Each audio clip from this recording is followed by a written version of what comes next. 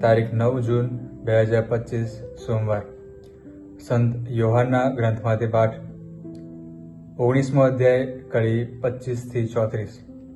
એ વખતે ઈસુના ક્રૂસ પાસે તેમના માસી, ક્લોપાની વહુ મરિયમ અને મગદલાની મરિયમ સાથે ઊભા હતા.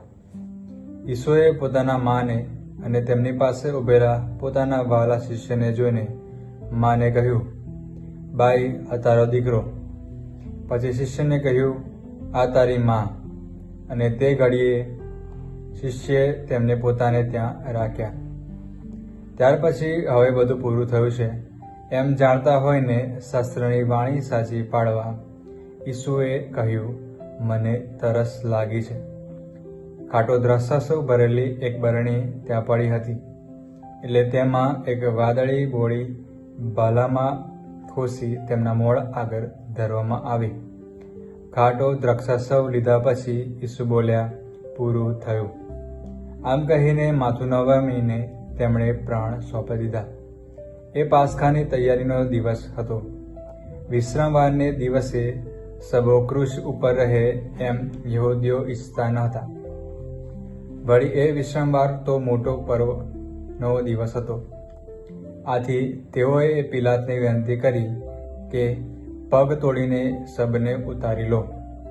એટલે સિપાહીઓએ આવીને ઈસુની સાથે ક્રૂસે ચડાયેલા 2 જણમાંથી પહેલાના એકને અને બીજાના પગ તોડી નાખ્યા.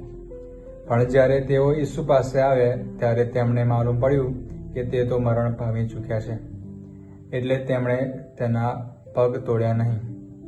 પણ એક સિપાહીએ તેમના પડખામાં ભાલો હુમાવ્યો કે તરત જ લોહી અને પાણી વહેવા લાગ્યા. આ પ્રભુની વાણી છે, તે આપણો આધાર છે. ઈસુને જે વહાલાવ્યો મિત્રો, આજના શુભ સંદેશમાં પ્રભુ ઈસુના ક્રૂસારોહણની વાત કરે છે, જ્યાં પ્રભુ ઈસુ, માતા મરિયમ અને તેમના વહાલા શિષ્ય વચ્ચે થયેલી વાર્તાલાપની વાત થાય છે. જ્યાં પ્રભુ ઈસુ પોતાની માતાને કહે છે કે બાઈ, આ રહ્યો તારો દીકરો, અને તેમના વહાલા શિષ્યને કહે છે કે આ રહી તારી મા.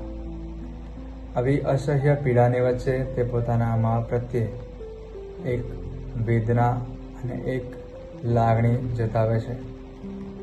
અને આ કંઈ સાધારણ વાક્ય નથી.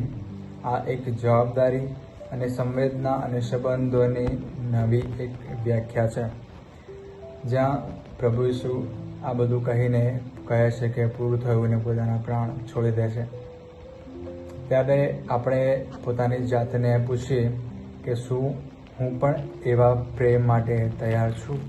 શું હું એવી જવાબદારી માટે તૈયાર છું? આભાર.